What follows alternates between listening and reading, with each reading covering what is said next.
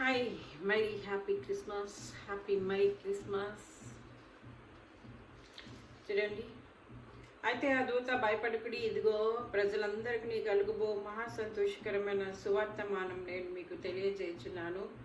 దావీదు పట్టణమందు నేడు రక్షకుడు మీ కొరకు పుట్టి ఉన్నాడు. ఈయన ప్రభు అయిన క్రీస్తు. క్రీస్తు అను శబ్దం నాకు అభిషిక్తుడని అర్థం. యేసు అను శబ్దం నాకు రక్షకుడు. నేడు మన కొరకు ఎవరు పుట్టినారండి?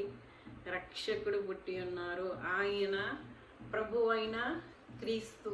ప్రభు అయిన క్రీస్తు. ఆయన ఎందుకు పుట్టారు?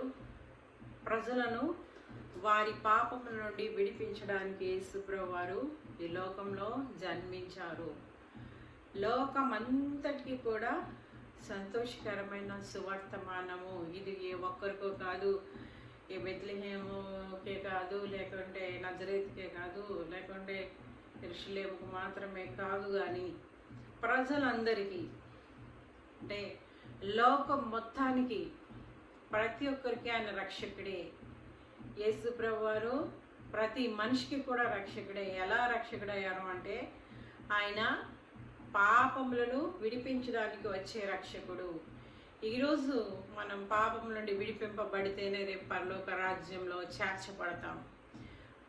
ఉచితంగా ఆయన రక్షణ ఇవ్వడానికి లోకానికి వచ్చారు. రక్షకుడుగా ఈ లోకంలో జన్మించారు. అర్థమైందండి?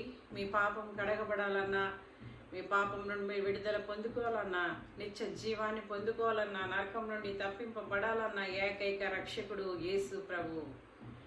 ఏ పాపంలో శాపంలో ఈరోజు కొట్టబడుతున్నా, ప్రతి విధమైన శాపం నుండి, పాపం నుండి విడుదల చేయడానికి యేసు ప్రభు వచ్చారు, రక్షకుడుగా వచ్చారు.